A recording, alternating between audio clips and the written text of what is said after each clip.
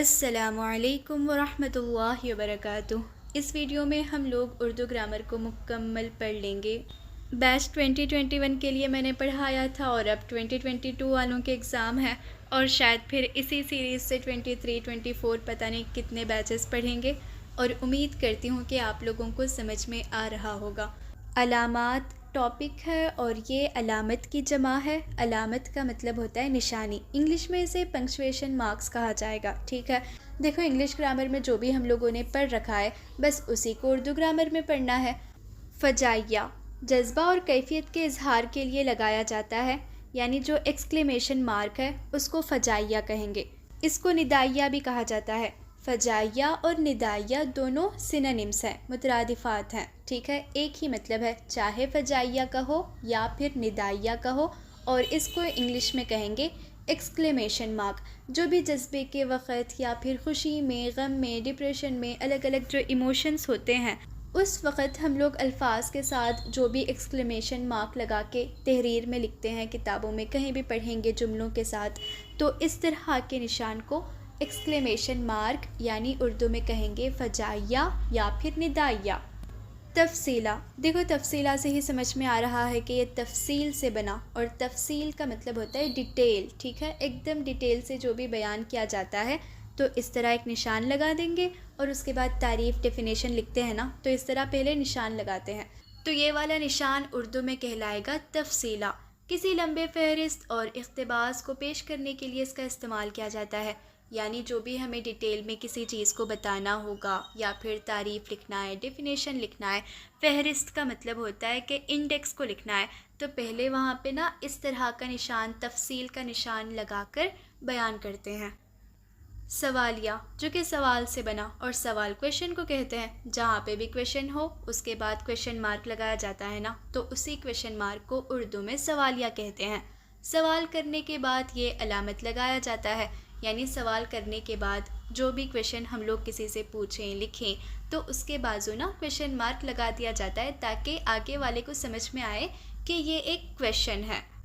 سکتہ، سکتہ کا مطلب ہوتا ہے سکون میں آ جانا، تھوڑا ٹہرنا، تو وہ سکتہ کہلاتا ہے۔ جہاں بھی کوما لگائیں گے تو اسے اردو میں سکتہ کہتے ہیں، کیونکہ کوما لگانے کے بعد ہم لوگ تھوڑا ٹہرتے ہیں، اسی لیے تو کوما لگایا جاتا ہے۔ تو ٹہرنے کا مطلب ہوتا ہے سکتہ، اور سکتہ اردو میں کوما کو کہیں گے۔ چھوٹے چھوٹے جملوں کے درمیان اس کا استعمال کرتے ہیں، ایک سے زیادہ مثالوں کے درمیان لگایا جاتا ہے، یعنی جب بھی ایگزامپلس آپ لوگ دیکھے ہوں گے کہ مثالوں کے درمیان کوما لگایا جاتا ہے، ایک مثال کے بعد ایک ایگزامپل کے بعد پھر کوما لگاتے ہیں، پھر جو ہے ایگزامپل لکھتے ہیں، اس طرح مثالوں میں یعنی ایگزامپلس میں کوما کا یا پھر سکتہ کا استعمال ہوتا ہے، اور چھوٹے چھوٹے جملوں میں بھی اس کا استعمال کرتے ہیں تاکہ ٹہر ٹہر کر، رک رک کر پڑھا جائے، ایک ساتھ ریڈنگ نہیں کر دینا ہے، تھوڑی دیر ٹہرنا ہے، تو پھر ہمیں کیسے سمجھ میں آئے گا کہ کہاں ٹہرنا ہے، کہاں نہیں رکنا ہے، اسی لیے سکتہ یا پھر کوما کا استعمال کرتے ہیں تاکہ وہاں تھوڑی دیر رکیں اور اس کے بعد پھر دوسری لائن پڑھیں۔ ختمہ، ختمہ جو کہ ختم سے بنا، اور ختم کہتے ہیں مکمل ہو جانا، اینڈ ہو جانا، جب بھی پورا سینٹنس ختم ہو جائے گا تو وہاں پہ ختمہ کا نشان، یعنی انگلش میں اگر کہا جائے تو فل سٹاپ کا نشان لگاتے ہیں، اور ختمہ کا مترادف نام یا پھر دوسرا نام وقف تام ہے۔ وقف کا مطلب ہوتا ہے رک جانا، ٹہر جانا، اور تام کا مطلب ہوتا ہے مکمل۔ جب پوری چیز مکمل ہو جائے گی، یعنی پورا سینٹنس، پورا جملہ ختم ہو جائے، تب جا کے ٹہرنے کا جو نشان لگائیں گے اسے ختمہ کہتے ہیں۔ یہاں پہ میں نے ختمہ کا نشان لگایا ہے۔ دیکھو انگلش میں فل سٹاپ ایسے ہوگا، لیکن اردو میں فل سٹاپ یا پھر ختمہ ایسے ہوتا ہے، جملہ کے مکمل ہونے پر لگایا جائے۔ قوسین، قوسین کہتے ہیں بریکٹس کو، یہاں پہ میں نے نشان لگا رکھا ہے، وضاحت کے لیے استعمال کرتے ہیں۔ دیکھو وضاحت کا مطلب ہوتا ہے ڈیٹیل، کلیریفیکیشن کسی چیز کا دینا، تو وہ وضاحت کہلاتا ہے۔ یعنی ہم لوگ کیا کرتے ہیں، کچھ بھی ایسے سینٹنس میں لکھا اور اس کو اگر ڈیٹیل میں بیان کرنا ہو تو بریکٹ میں اس کی میننگ وغیرہ لکھ دیں گے نا، کہ یہ اس کا یہ مطلب ہے، اس طرح کر کے، تو پھر بریکٹس کو اردو میں کہیں گے قوسین، اور اس کے اندر ان ڈیٹیل کچھ بھی لکھنا ہوگا اس لفظ کے بارے میں تو وہ لکھ دیتے ہیں۔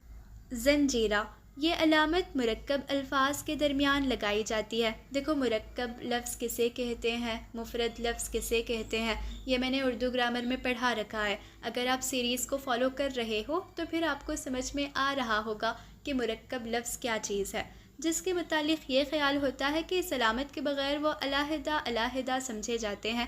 علیحدہ یعنی الگ الگ۔ مثال روح، بیماری۔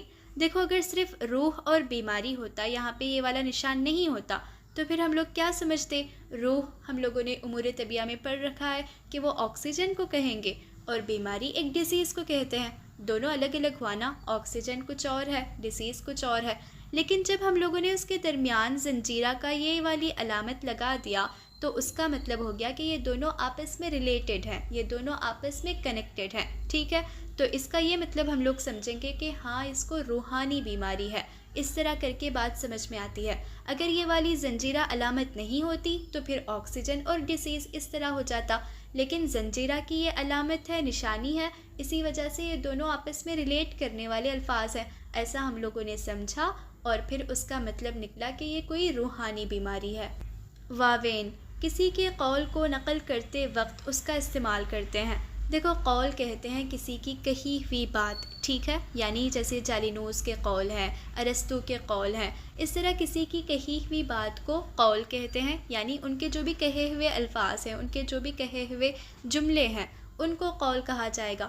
تو پھر جب بھی ہم لوگ کسی کے قول کو نقل کرتے ہیں یعنی کسی کو بتاتے ہیں تو وہاں پہ کیا کریں گے؟ اس طرح واوین لگا دیں گے نا۔ تو اسی کو اردو میں کہتے ہیں واوین، کسی کے قول کو نقل کرتے وقت واوین لگایا جاتا ہے۔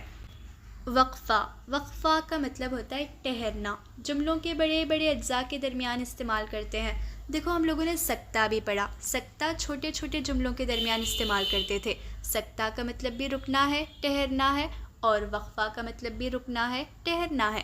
لیکن یہاں پہ بڑے بڑے جملوں کے درمیان، ٹھیک ہے، ایک دم چھوٹے نہیں بلکہ بڑے بڑے سینٹنس کے درمیان اس کا استعمال کرتے ہیں تاکہ تھوڑی دیر رکا جائے۔ اور رابطہ، کسی بھی کہی ہوئی بات کو بیان کرنے کے لیے استعمال کرتے ہیں۔